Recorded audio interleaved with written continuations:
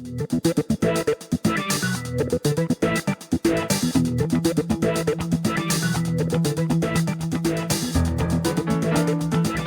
are listening to the SDSU Football Podcast, presented by the East Village Times, with your hosts Andre Hagverdian and Paul Garrison.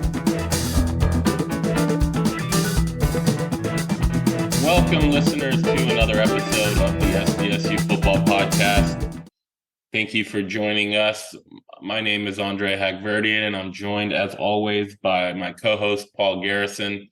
On today's episode, we have two more interviews with incoming San Diego State Aztecs for the 2023 season. Two more guys to get to know before they come onto campus in January and make an impact on San Diego State for the years that they will be here. We really enjoyed talking and chatting with both of these young gentlemen, and I think you guys will enjoy it. So let's get right to it.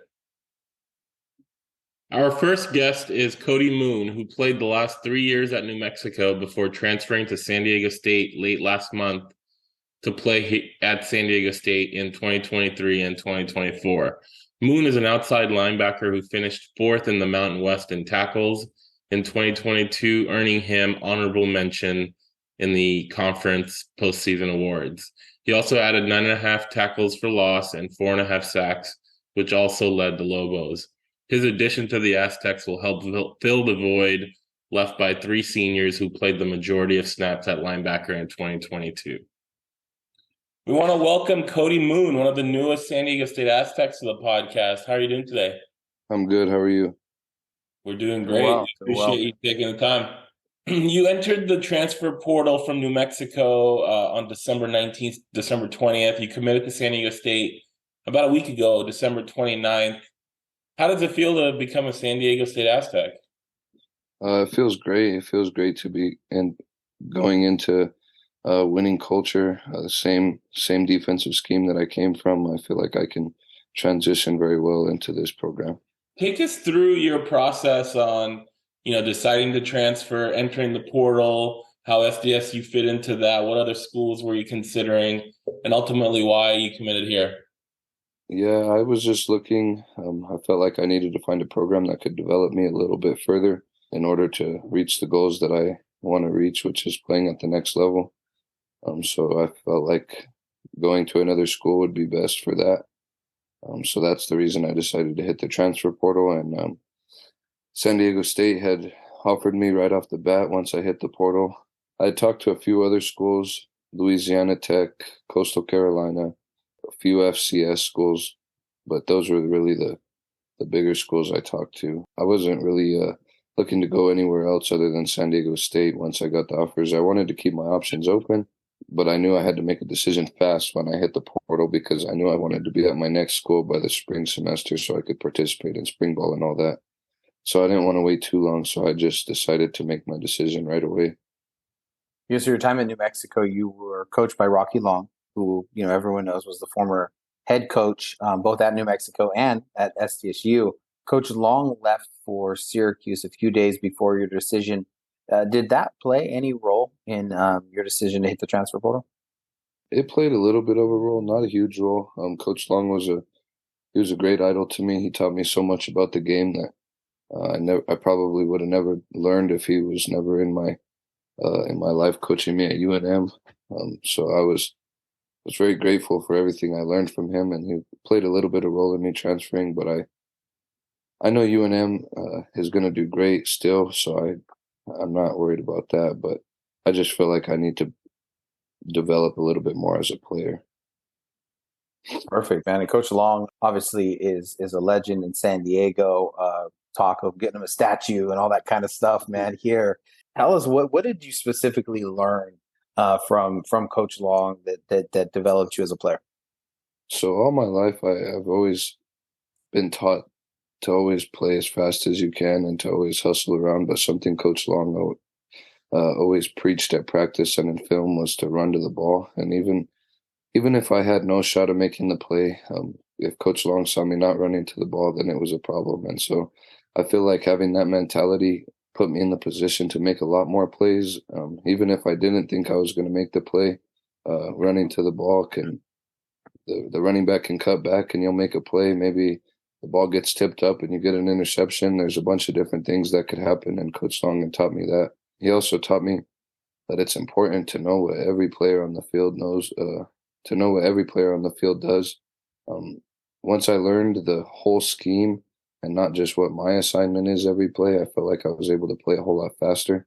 For example, if you know the safety's coming off the edge, you know you can play inside arm free, and that's just not because you know that's what you're supposed to do, but you know you have help outside, so you can play a little bit different, and you just know where everybody else is supposed to be, so you can play at a higher level. So those are some of the big things that, out of all the things he taught me, but those are two of the ones that kind of stuck right away to me. Great answer. Yeah, I mean, just talking to Coach Maddox, we've heard you're going to be hearing a lot of that similar stuff, I'm sure, when you come to San Diego State. So you started your career at New Mexico as a walk-on. What did you learn from being a non-scholarship athlete that kind of helped you and propelled you to becoming a scholarship athlete? I learned you just got to work hard. I felt like that's kind of been my mentality my whole life. I've never really been credited for what I earned, I feel like, all through my high school career. And so I've always kind of just been the type of guy to work with my head down. And when the credit comes, it comes. And if it doesn't, it doesn't. And so I made the decision because I wasn't originally going to come to UNM. I wasn't going to play college football at all.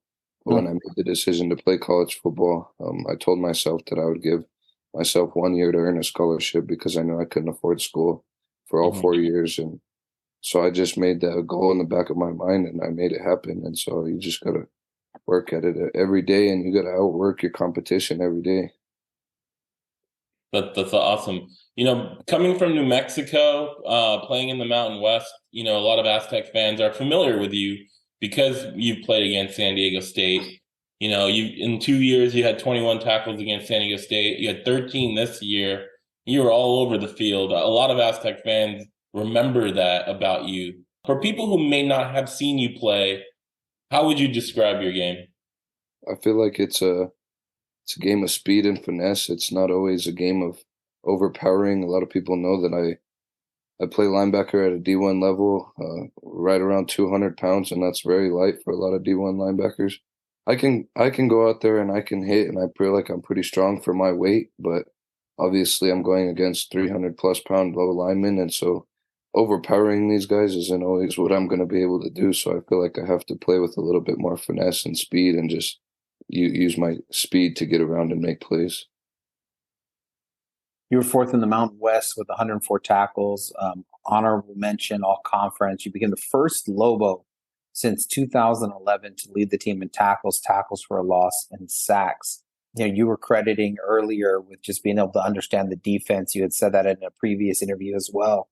Now that you've had an entire season to kind of reflect, was it really just getting comfortable being able to play faster because you understood everything, or are there other factors that played into the huge jump that had in your season?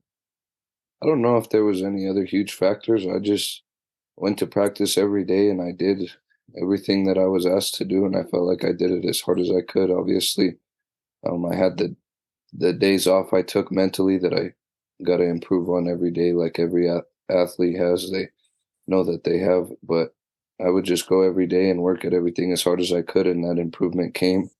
But I kind of felt like I hit my peak at UNM, and that's what led to the transfer portal. I didn't want to have another year equal to last year. I want to keep going up because, like I said, my goal is to play at the next level. So I don't want to stay where I was at last year. I want to keep going up. So that's what led to my decision also.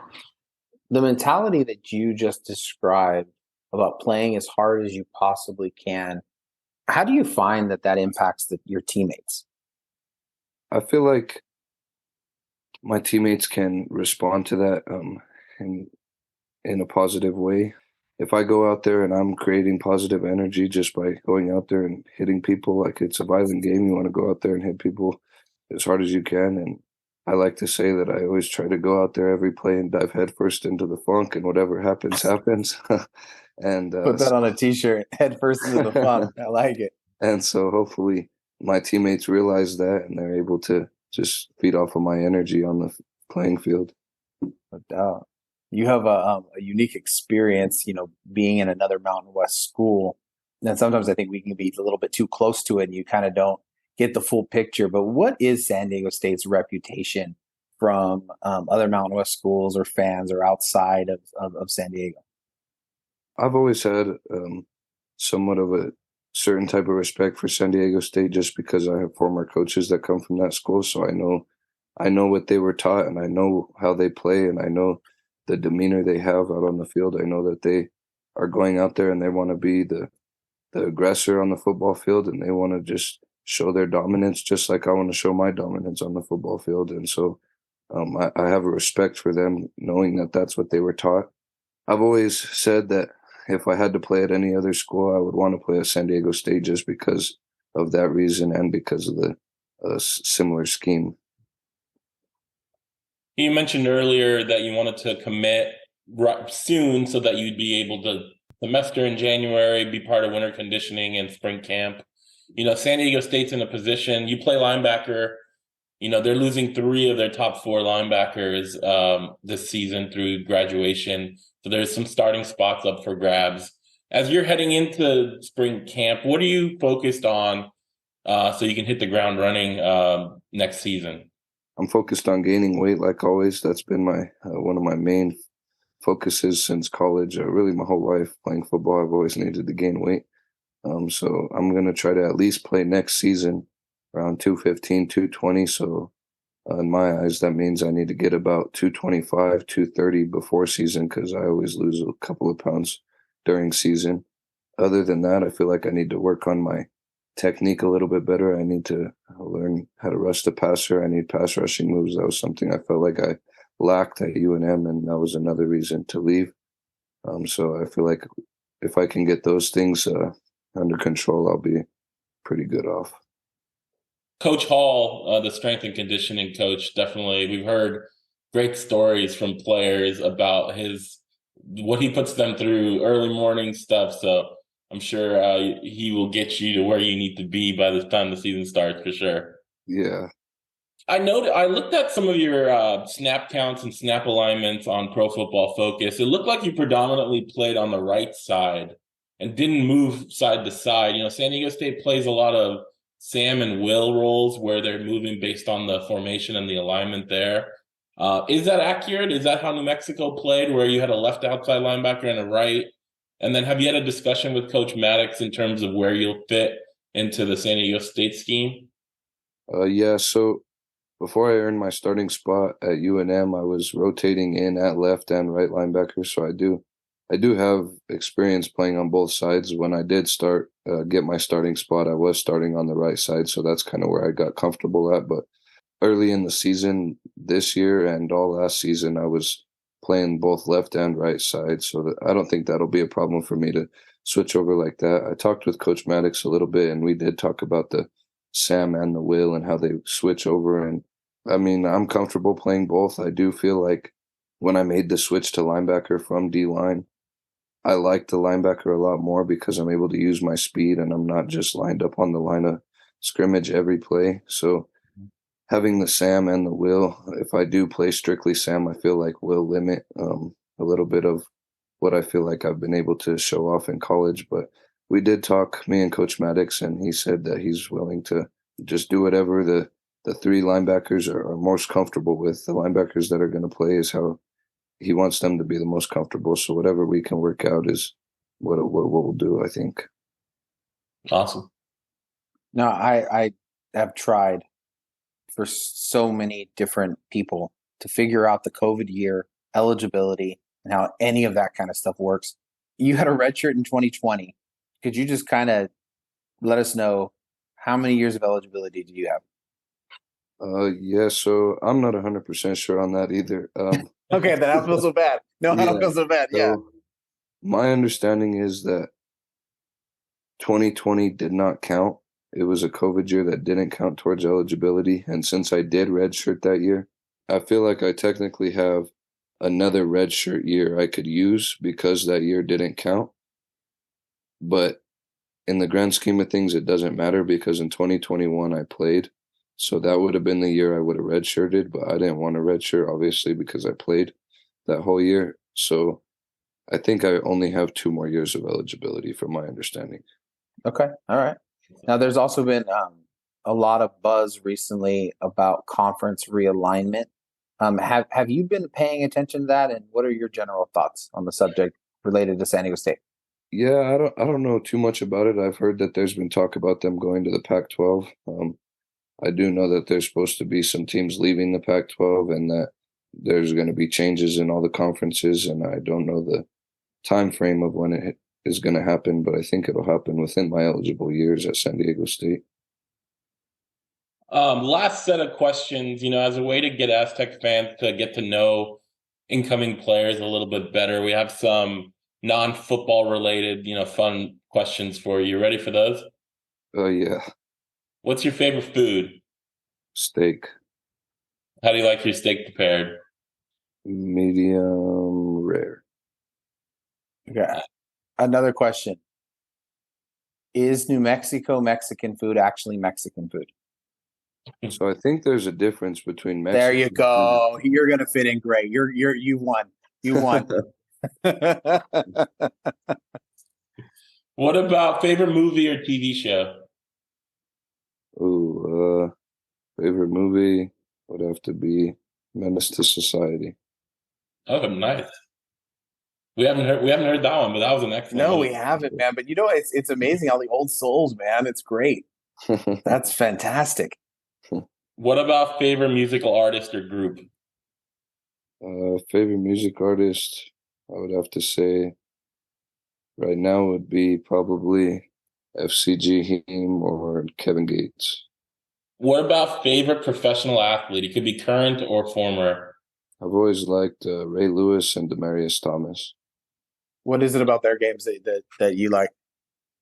I've always liked just everybody knows the way Ray Lewis played and the mentality he had, so I've always loved that. I've always looked up to him ever since I became a linebacker. I've always wanted to be able to play the game the way he plays. Demarius, I used to be a wide receiver, and I wore number 88 my whole life, and Wow. so Demarius Thomas was the reason I wore 88. Take me through that. What all the different positions you played, and when did you finally stick at linebacker? Sounds recent. Oh yeah, so I've played everywhere. I didn't start playing linebacker until I got to college. I got recruited as a defensive end. I played D end for about the second half of my junior year and my senior year of high school. Before that, I played corner and safety, and then before that, I played wide receiver. Do you still have wide receiver hands? I like to think so. I'm not too sure if my coaches think so, but I like to think so. That's great. What favorite hobby outside of when you're not playing or working and practicing football? What do you like to do? I like to go snowboarding sometimes. I really just like to hang out, watch TV, watch movies, play the video games sometimes. And then the last one, majoring at San Diego State. I saw your New Mexico bio said you were civil engineering. Is that still what you're studying? No, that's pretty old. I had switched my major to a minor in entrepreneur and a major in liberal arts. We're still in the transfer process right now, so I don't know exactly what credits will transfer over and like where I'll be able to fit those into a degree at San Diego State, but I'll figure that out here soon. Got it. And then you'll be moving to San Diego shortly, or have you already moved? I'll be moving there next week. Enjoy the move. Hopefully everything goes smoothly, and want to welcome you to San Diego State, and we look forward to seeing you out there on practice and in the games in the fall. Sounds good. Thank you, guys. I appreciate it. Have a good night. You too. Thank you. Our second guest is Jelani McLaughlin, an incoming true freshman safety that signed as part of the class of 2023 early signing day on December 21st for San Diego State. McLaughlin is from Redlands, California, and played at Citrus Valley High School, where he earned Co-Defensive Player of the Year and All-League honors in his final senior season. McLaughlin is a fast and explosive safety who will fit right in with the rest of the young and incoming talented safeties that will be on the San Diego State roster in 2023. We want to welcome Jelani McLaughlin to the SDSU football podcast. How are you doing tonight, man? I appreciate you guys for having me on here. I'm doing pretty good. Awesome, man. Awesome. Great to hear. So early signing day came in on December 21st. You signed as an Aztec. So how does it feel to become a San Diego State Aztec? Honestly, just through this whole entire process, like it's a huge relief to finally be able to sign somewhere that's like I can truly feel like that's my home. All the coaches, I've hung out with the players, everything, just being around the campus, being in San Diego, is just amazing to me. So being able to sign there, it's like just that little boy's dream that playing Division I, it's finally coming true. Yeah, we've talked to some other commits, and they talk about the excitement, but also the relief of it being over. Take us through your recruiting process. How San Diego State fit into that? What other schools you considered, and ultimately why San Diego State was a choice? So my recruiting process was, I don't know if you would tend to say slower, but how you see most of these kids getting offers their freshman, sophomore year. We all know how that really works out. But so I started getting offers after my junior season ended. January, I had got Colorado, and that's when I started to take it off. So Pac-12, I don't know if you guys seen it or read up on it, but Pac-12 offers, Mountain West offers, all started to flow in and everything. And just really, I went to a lot of these schools. I'm pretty sure I went to all my offer schools. So went there, checked everything out, and then just communication with the coaches, because that's the big part about it. Like, you can't just go to a place just to play football. The communication with the coaches, the campus, what they have to offer at the campus. Do you see yourself fitting in that lifestyle every day? That's what it ultimately came down to. And just Coach Hoke reaching out to me all the time, talking to me. That communication part was just amazing to me. So ultimately, my decision with them too was really that their mindset on their defense and how they play their defense. Because watching my film and just knowing how I play play super aggressive. Run to the ball. I'm really just that aggressive player. And so that bill with the three safeties, that's really what I was doing in high school too. So it's just perfect for me. And I was like, okay, this has got to be home. And plus, I'm a city guy too. So being in San Diego, I always wanted to be by the beach and everything. So being in San Diego is really a benefit, a plus for me. It's incredible, man. Take us a little bit through those visits you were talking about. Unofficial in March, and then this last month you did your official visit. Who was your host, and just what are some of the highlights that you remember from either one of those visits? Yeah, so in March, we went down there, kind of like a 7-on-7 team. We went down there, checked everything out during the spring. At that time, though, because the coaches were busy and everything, so I didn't really get to talk to the coaches like that. So it was more just us talking to the recruiting guys, just going through that process with them. So we did that shortly, maybe a couple of weeks after they had offered me. And so I was like, okay, that's cool. Then they're on my radar now from then. And then official visit time came, because I wanted to take it official earlier, but they're like, y'all, you should just wait until we're done, till everything the season's done, so you can come up, we can be around you much more. The players can be around you. So I was like, okay, I waited. So December went. It was a great time, honestly. I really got to see everything that they had to offer there, and just really solidified my decision on signing to San Diego. My host was Eric Butler. Okay, but the host part too is funny, because it's you have a host, but then everyone just comes together and you're just all with each other. So I was with Eric Butler. If you guys know Dez, I was with Max Garrison, Isaiah, and that's really the three people that we were all surrounded by. Well, that I was surrounded by. And yeah, I asked them questions about, just what it's like to be an Aztec at the school, your day-to-day life, how does it feel to, be away from home, stuff like that. Just general questions that any, incoming freshman would have. And just what really stood out to me, though, too, was just how, family oriented they are, how much, how caring they are about their players. We got to talk to the student, what are they? I don't know what they're called, but their student, counselors, counselor. I would say that, kind of like counselors. And so we got to talk to them. They're super caring about, trying to grow their players as a man. and just not as a football player. So that's what really honestly stood out to me. We had the opportunity to talk with Eric and with Max, and that definitely comes across. We even actually had Max's mom on the podcast for Mother's Day last year. So Lisa is always checking it out, man. So if you're listening, Lisa, your son left a good impression. But you were invited and you attended the opening game at Snapdragon. That was not a cold day. Yeah. What is your remembers of Snapdragon and just that day? My first mistake was thinking, oh, this is going to be 102 degrees. That's nothing. I'm used to 102 degrees in the summer. I was like, I'm going to wear a gray shirt. Nothing's going to happen. Next thing you know, my gray shirt is a black shirt, dark gray shirt. Like, man, when I tell you, it was hot. But I knew it was my mistake. But it was honestly a good time, though. Like, seeing the stadium and everything was a good time. It's just unfortunate that it was super hot, but I knew it's the hottest day in San Diego in history, but it was still really a good time. It was super hot. It was super hot, and they didn't give us any of our rent money back. I'm just saying. You were a 4-year starter at Citrus Valley High School. This past season, you were co-defensive player of the year, first team all-league, first team all-inland empire. For people that have not seen some of your high school film, how would you describe your playing style and your game?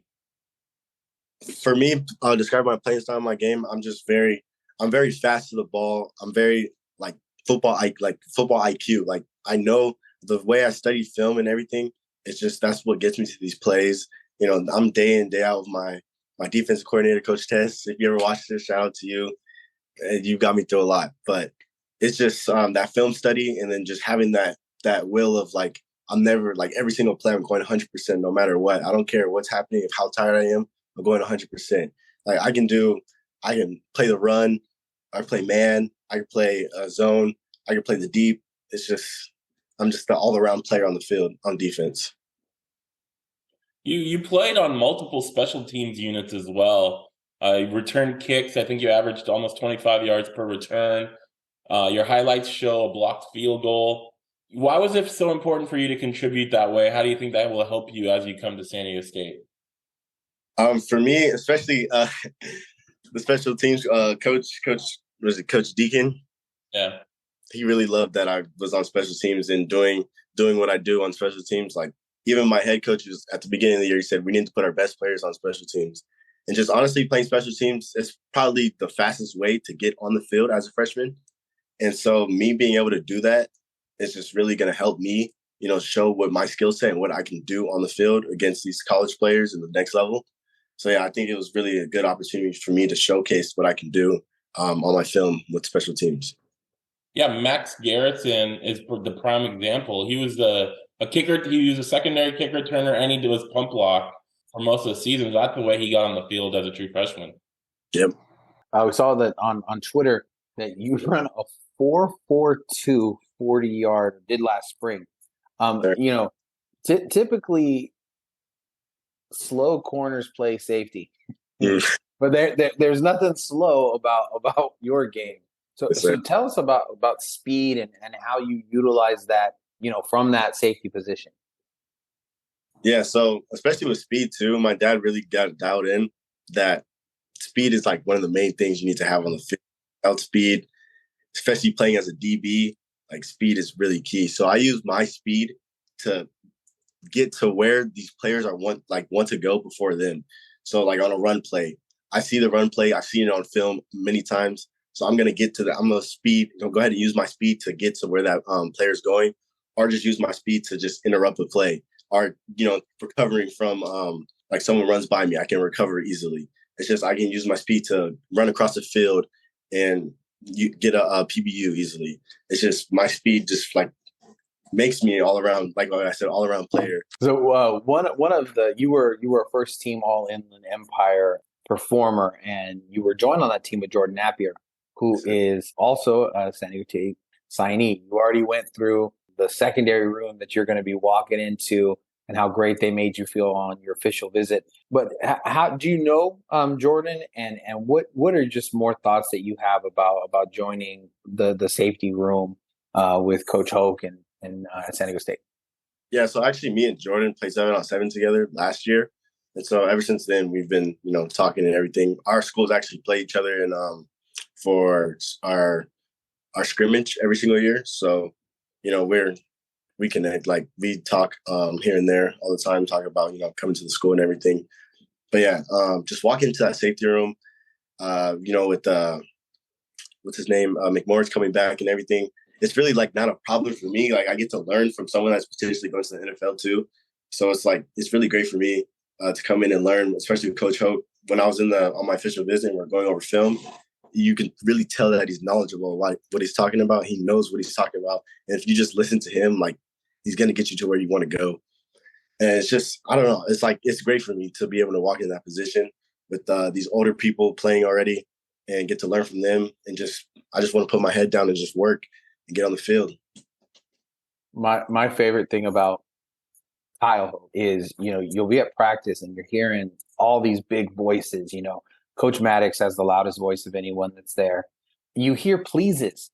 Kyle Hoke actually says, please, go over here, please. Do that a little better, please. And it's the funniest thing. It just doesn't fit. But even on the football field, that man's polite, and it stands out. It's a cool thing. On signing day, you retweeted San Diego State's tweet or release, and you said, see you in January. So does that mean you're graduating high school early and enrolling for the spring? Is that fair to assume? Yes, sir. I actually got admitted to the school today, so I'll be there. Hey, all right. Yeah, they said the 16th or 17th, whichever day they'll tell me when I can come and move in. Do you know who you're roommating up with? Yeah, they were telling me Marcus Radcliffe, he was gonna be probably, if he's going early too, if he got everything done, then that'll be my roommate. Nice. So you're heading in to winter conditioning and spring camp. What are you focused on as you head into spring camp and coming out of it so you can be as ready as you can for the fall? What I'm really focusing on too is just my conditioning, because I know that the speed from high school to college is completely different. It's a go all the time. There's no time for breaks, no time for any of that. So I'm really focusing on that, getting my endurance up, my conditioning, and just learning that playbook, because that playbook is key for me. If I learn that playbook and know what I'm doing on the field so I don't have to think about what I'm doing, I can just be able to go out there and just play. That's really going to help me in going into spring ball. The Essex run, the vaunted 3-3-5, utilizing three safeties. You already mentioned that was something you did in high school. But could you just take us through, maybe some of the different ways the coaching staff has spoken to you about how you might be utilized with the Aztecs? Yeah, so it's funny too, because I would ask them, where do you guys see me playing? And they would just, do their little laugh and be like, honestly, with you could play all three safety spots. We don't know. That's why when I get there, they really want to see where my skill set best would be. So mainly thinking though as the Aztec position because of what my film has shown, but ultimately they're thinking I could do any of the three on the field. Like a lot of D1 players in your high school film, you're the best defender on the field. Mm-hmm. And a lot of coaches are smart and they're going to put their best defender in the field and let them read and react, right? What's going on, diagnose the play and go figure it out.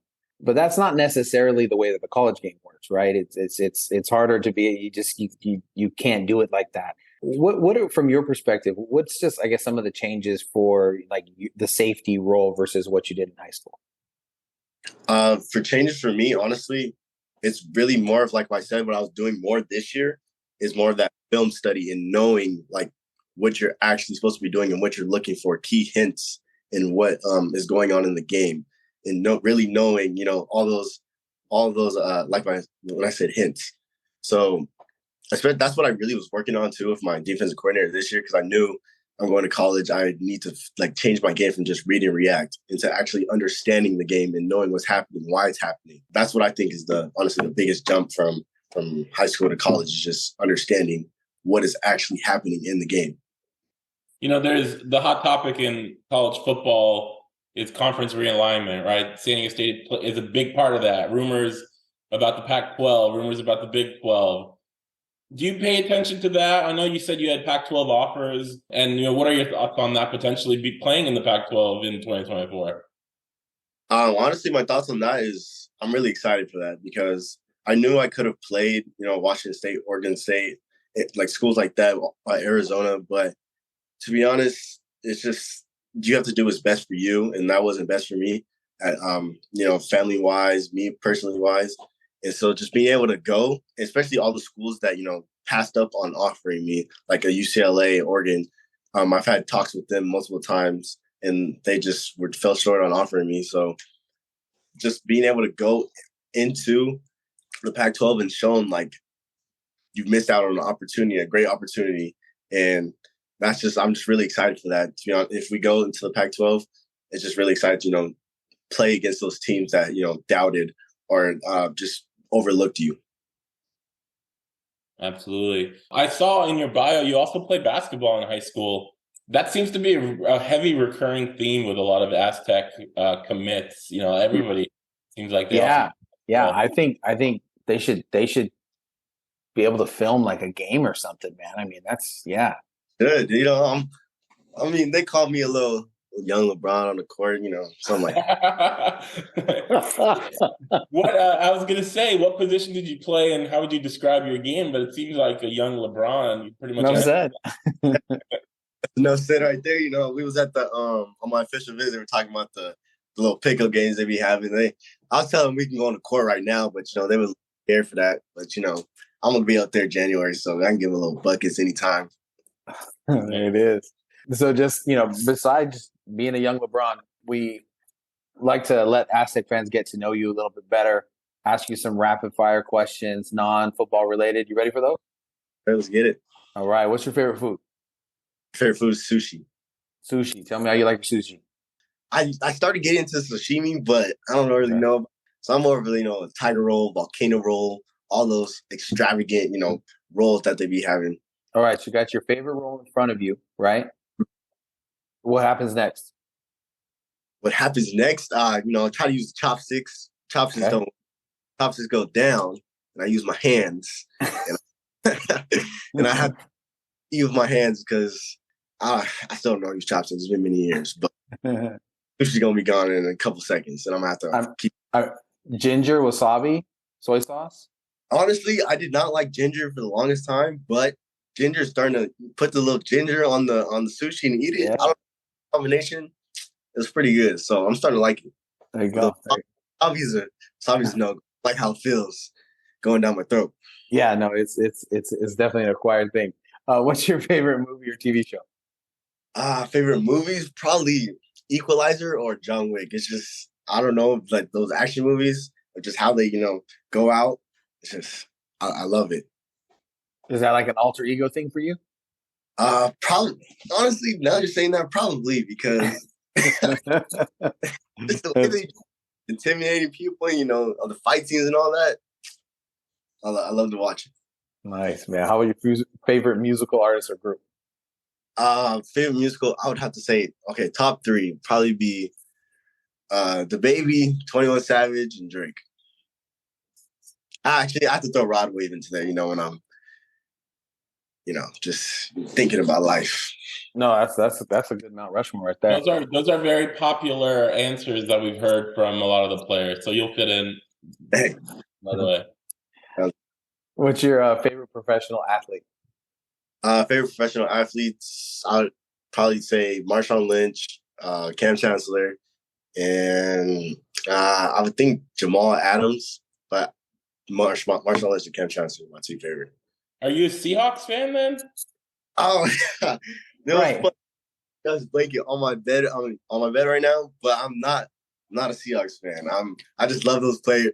Actually, let me say, when they won the Super Bowl when I was little, I forget what year it was. I was a bandwagon, so I was like, let me go ahead and be a Seahawks fan. But I'm a Raiders fan down to heart. So yeah. But yeah, third, Marshawn Lynch. I think we've all seen the interview where we were saying it over and over and over, like just his mindset of playing the game.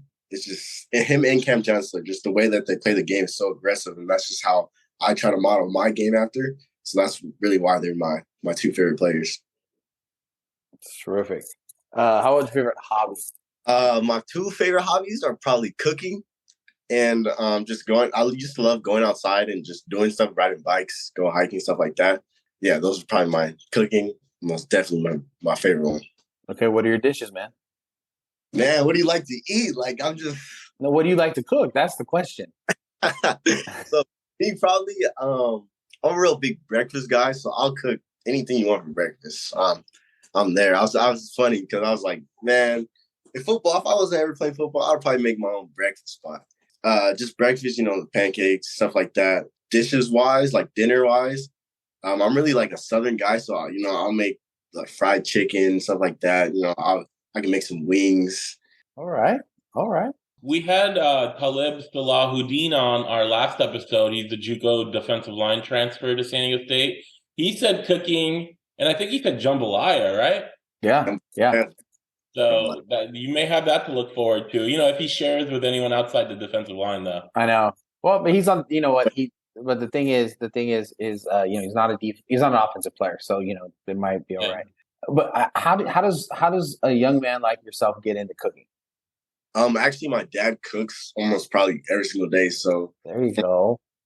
To now, I'm always watching in the kitchen, watching him cook and everything. Just he's taught me a lot on cooking wise. That's awesome, man. And what are you thinking about as far as your major at State, or area of study, or some things that you're interested in from an academic standpoint? So most definitely, I want to go into business marketing. Like I really fell in love with it. Just recruiting wise, from having a Twitter account, posting on social media, like that aspect of it. If you really think about it, it's like you're marketing yourself. So just all the tweets and everything, having to put videos out, making highlight tapes. I really fell in love with that, like just that marketing aspect, and it has nothing to do with the numbers and statistics and all that, but just on that aspect, recruiting, publishing yourself out there. I really fell in love with that. That's why I really want to go into business marketing. Well, I don't know what you're going to be selling, but I want to buy it. You did an incredible. I mean, it is a phenomenal interview, man. Great to meet you.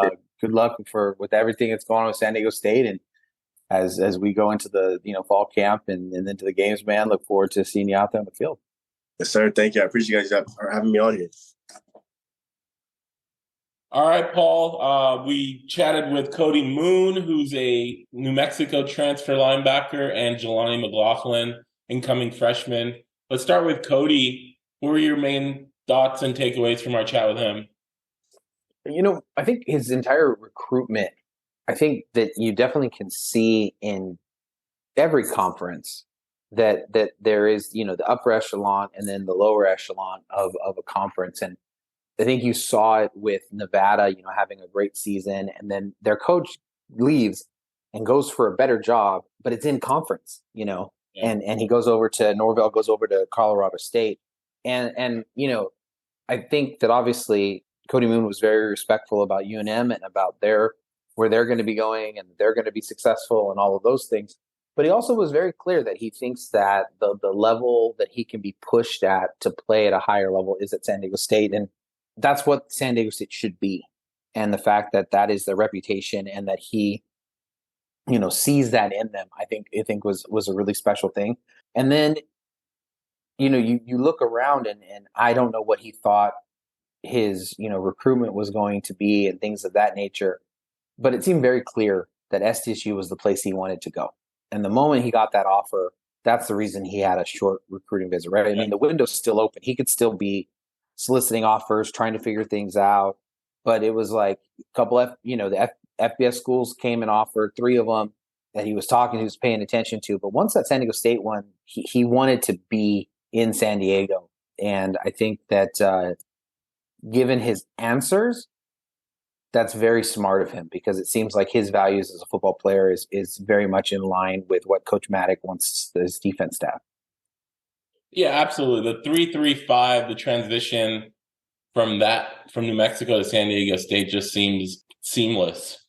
I think his story about how, hey, I can't afford college. Yeah, it's compelling. And I'll be a walk-on, but if I don't get a scholarship after 1 year, I'm done. I'm done playing football. Imagine that a guy like that, who becomes an all-conference player in his second year of playing, would have given it up because he couldn't afford being a walk-on for more than 1 year. That's incredible.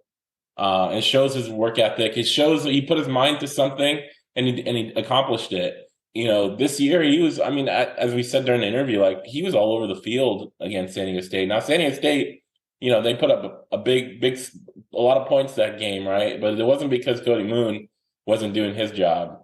And with the departure of Caden and Michael Shawcroft and Laka Laka, imagine not having Cody Moon on this roster in 2023 and having to fill so many spots with younger players who haven't played, who don't have the experience. And not to say those guys aren't talented and they wouldn't gain the experience as they were playing, but to plug in Cody Moon into that will spot that Shawcroft is departed, or maybe play him at Sam and have Cooper play the will, that versatility is really good too. So I'm excited to watch him in this defense because it was a much needed addition.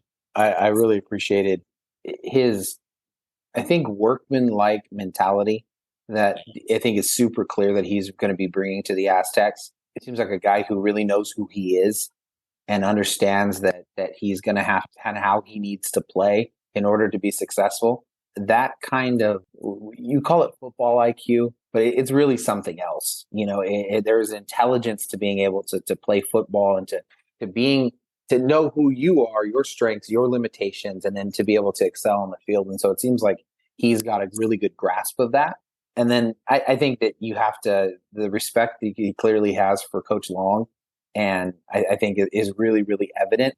And I think, again, going back to what I said earlier, just about fitting the culture, as a walk-on, as a person who's going to bet on himself, as a person who's just going to work, and that's what he wants to do.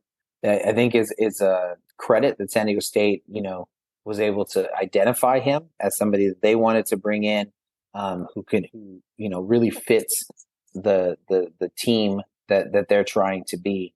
And then I thought he was very gracious in the fact that there's confusion about how much eligibility he has. But he answered that. I thought that was very kind of him to say that he's not really sure, but then he goes on to say, "But I have two." But I just, so that's an interesting thing, and like I said, I still have yet to figure out any of that kind of stuff. And then the last idea from him, which is just kind of becoming a common theme, conference realignment is clearly part of the question. Part of the conversation that San Diego State's coaching staff is having with these players, and many of them are, thinking and using the words "if," but also, maybe a little bit more that there's an expectation that in 2024 they're going to be switching conferences, which is a tantalizing, amazing thing that may come to fruition in the first quarter of 2023. He wants to play at the next level. He thinks San Diego State can help him get there. He wants to add weight. And Coach Hall, that's his bread and butter, right? And so from when he gets to campus and starts school in January to when we potentially might see him on the practice field in late February, early March, we'll see where he does on that weight, gain process. Because if he can add 10 to 15 pounds and keep his speed, keep his ability to cover guys potentially across the middle or running back, tight ends, things like that, he's going to be a great player for the Aztecs, and hopefully another all-conference season after 2023. Yeah, and just another idea you reminded me of. I was kind of saying it tongue in cheek. If he still has wide receiver hands, I was saying that kind of just kind of being funny about it, but that's something the Aztecs really need. You go back to just how many teams spread the ball out, what they're going to be asking their linebackers to do. In the last couple of years, they have lost some of the best cover linebackers like in the school's history. Think about Saguna Luby and his ability to be a safety, but then also as a weak side linebacker, and now obviously doing that in NFL. I don't think it's any stretch to think that Michael Shawcroft would absolutely have an NFL opportunity in the same vein as a Luby. But he was great in coverage, and he was great in being able to do space and figuring out how to get in the right places and crossing routes. And so to have that in his game, you can't underestimate how important that can be. Having linebackers who can play in space, who, if a ball does get up in the air, can make a team pay, can, all of those kinds of things. And so I was definitely doing it as a joke, but it is a skill. It is an important skill that could allow him to move around maybe a little bit more than just playing on the line, like he did exclusively at New Mexico. Let's change to young LeBron. I can tell he's going to be a fan favorite. Really funny, articulate. Obviously, we won't get to hear from him as a freshman because of the San Diego State policy to not have freshmen talk to media. But I mean, what's not to love about him? His game, his attitude. He's, you watch his film. We probably talked about it during the signing day episode.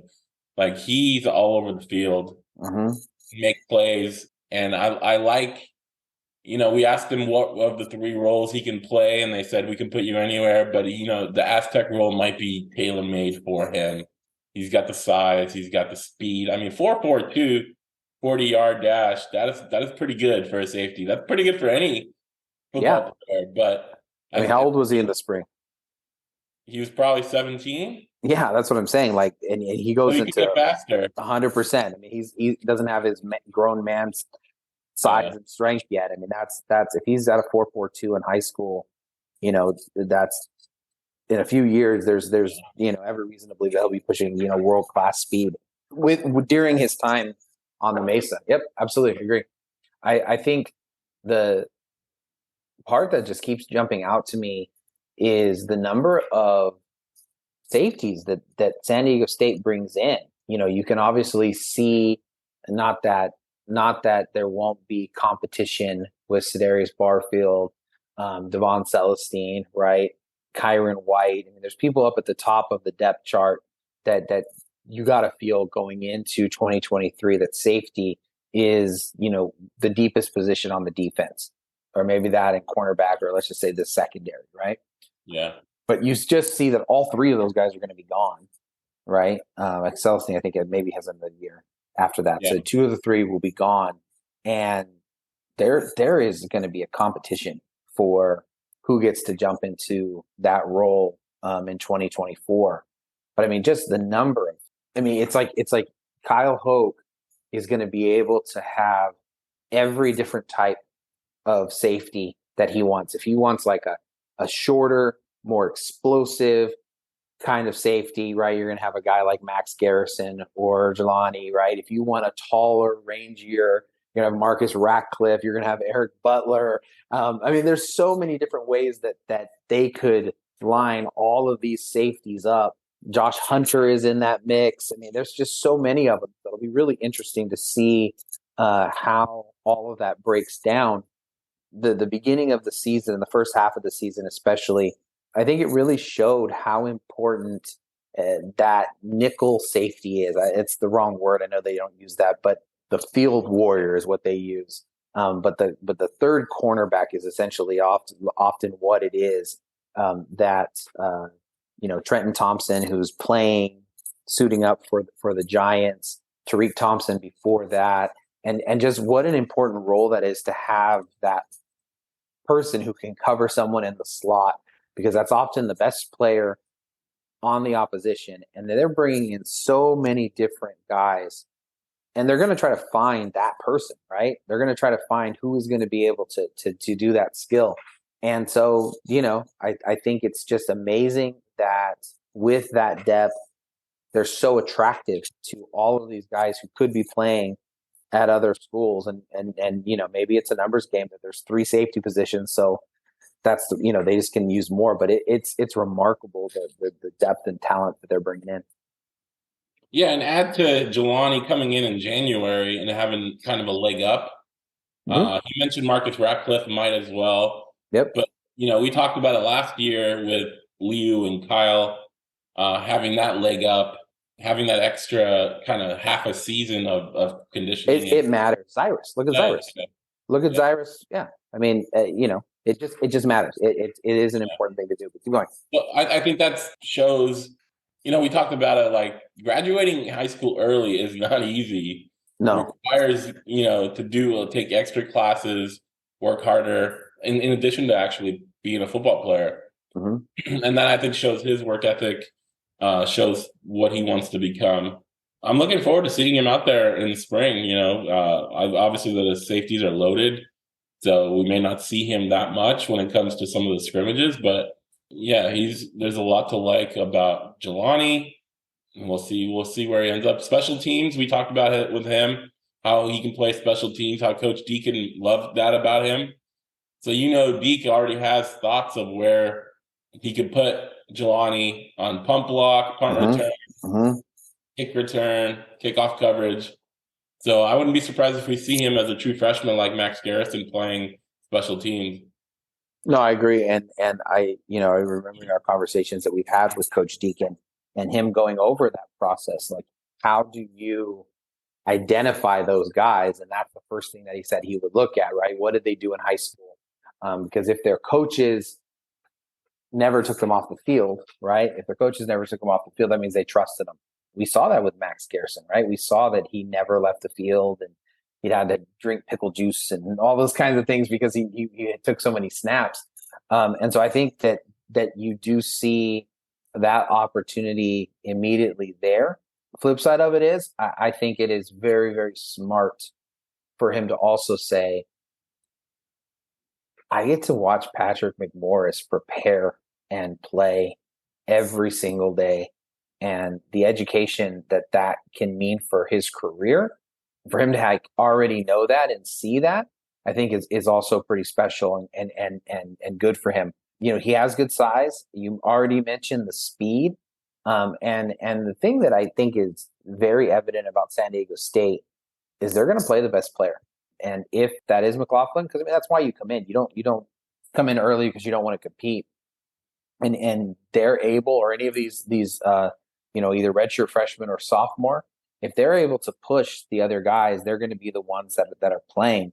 I think you saw it in the bowl game where it was the freshman, the true freshman, listed as the backups there. And as much as the secondary is the place where there is the most depth, that depth brings competition.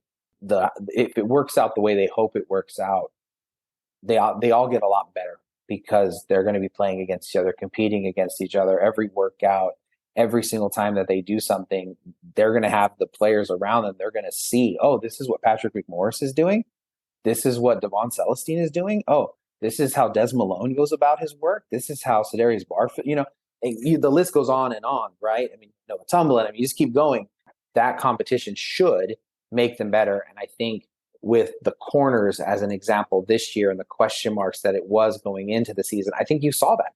I think you saw them get better because of how all of them were playing with each other. And at the end of the season, Des Malone and Dallas Branch, they were at different levels. And now Noah Avenger and Noah Tumblin are going to be fighting to flip that. And they're going to go to the next level.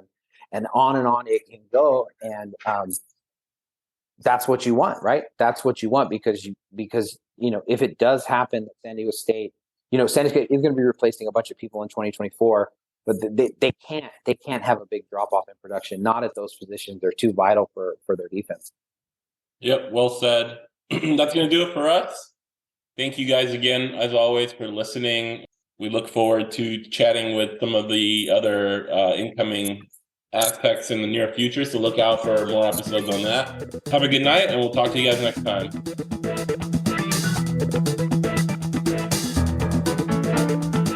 You are listening to the SDSU Football Podcast, presented by the East Village Times, with your hosts Andre Hagverdian and Paul Garrison.